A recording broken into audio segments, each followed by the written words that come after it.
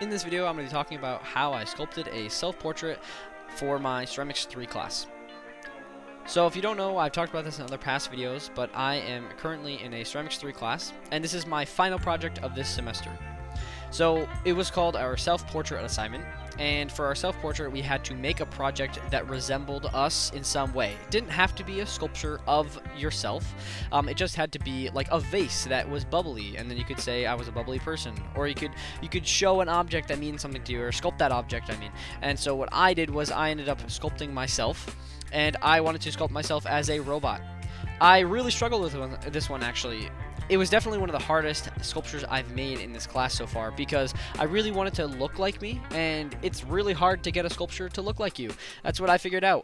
So I had started. I didn't like the way it was going at all. It didn't look like me. It was unproportional. So I just decided to scrap the whole thing, cut it all off the armature, and restart.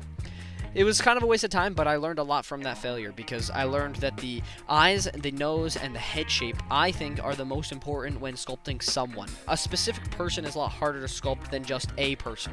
When I was sculpting my past sculptures, which was like a Roman statue or a zombie, they don't really have to look like someone. They're just a sculpture of a person, and you have to worry about the proportions. But as I'm sculpting myself, I'm realizing, hey, my nose is here, my eyes are here, and I have to understand where they are, measure them, a lot of measurements, a lot of tweaking positions and stuff, and to make it look like me. I think I have like kind of distinct hair now. I have a middle part with kind of like a shaggy hair. I'm always wearing a hat now when I do my sculptures because clay always gets in my hair, but once I had put the clay on the sculpture for the hair and just roughed it all out, this was really wet clay too, so I kept the hair nice and loose, and then it was easy to refine later back, which did take a while, but I refined the hair after it was wet clay. But once I had put the clay onto the head, it did resemble me a lot more than it was before. And I found that the chin and the cheeks of my face also really, once I changed them, made them look closer to what I would say I look like. After looking at some references images, once I got that cheek and chin refined more, I think it looked sort of like me. It started like coming together. The whole time in the sculpture, I had a lot of doubt that I was ever going to come together. I thought I was just going to have to throw a vase or something and BS my way through it and say this represents me somehow, because it was coming to that point where the deadline was coming soon. I didn't really have much, so I was getting nervous, but I did get it done, and it was a lot of fun actually. I had a lot of fun once it came together. I think the hardest part was making it look like me. Once it looked like me, I had a lot of fun making it look like a robot. So I wanted to make a robot me, mostly because I wanted to show a sculpture that was more, like, I guess, symbolic, and I found that a lot of my sculptures and art turn towards technology, and for some reason a lot of wires and detail. I just enjoy that part of sculpting and part of drawing. I like looking at the technology side and themes of what technologies affect on us. I think that's kind of cool, and so I wanted to do that inside this sculpture. I'm not really sure why I say technology and how it affects us. I'm not really sure why, but I went ahead and I made myself a robot. The way I did this was I just sketched out some lines on the face of where I wanted like the panels. I really wanted it to look like panels of my face, and there's wires underneath. And to show that, I carved out all of the lines and then made a bunch of gears and circles on my face, on the right side of my face, with like a wire coming out of my face. I also do want to buy a bunch of wires that will hang out of my head, hopefully, so when this sculpture is displayed, it'll just be a clear acrylic pole that the sculpture is sitting on, and then I'll have a bunch of wires coming out from underneath my head, kind of like the head got ripped off of some body that's there.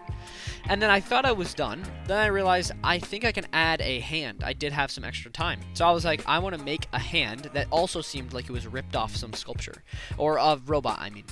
So I wanted to make the hand floating, of course. I wanted to have wires coming out the bottom of this hand to say that it was ripped off the robot body as well. And the hand was actually really easy. I'm not gonna lie, it was just tracing my own hand, getting the exact size of the coils. I used like 5 coils for each finger, obviously, and then just refined it to make it look more like fingers.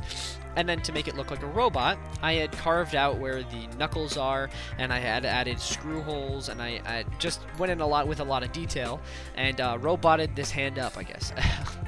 It was a lot of fun, but the hand was really annoying too, because whenever I had added moisture or let it dry dry out too much, it started like cracking or moving, and wherever I held it, it was very fragile.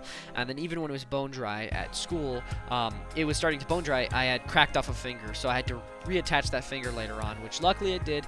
But I just really hope it stays together because it's pretty fragile with all the thin coils and the fingers that can easily snap off. And then the scary part came, and I had to cut off the face of my sculpture once I was happy with it. That was just because I have to carve out the clay. I've talked about this before, but when you make a giant sculpture like this, or like a bust or a head, you have to carve it out completely to make it hollow, because if you fire it as one solid ball of clay in the kiln, it's just going to crack and it's going to get destroyed. And so I had to cut off the face, and then I had to carve it all out. It's great that you get that clay back, because these sculptures do take a lot of clay. It's a lot of time and resources to make, but you're not ruining it. You just reattach the face once you're done carving it all out and making it hollow, which made it a lot lighter, but did mean that it was more fragile, and now I had to find a way to store it and dry it. So the way I found drying the sculpture the best way was just to dry it face down on a pillow, and then I had reclaimed all of that clay I'd carved out, and I was done. Really happy with the way this sculpture came out. I had a lot of fun making it, and hopefully you found it interesting the way I had made it and sculpted it. Hopefully this helped. Let me know what you think. Let me know any feedback or inside the comments. I'd love to hear it. Hope you guys enjoyed this video, and I will see you in the next one.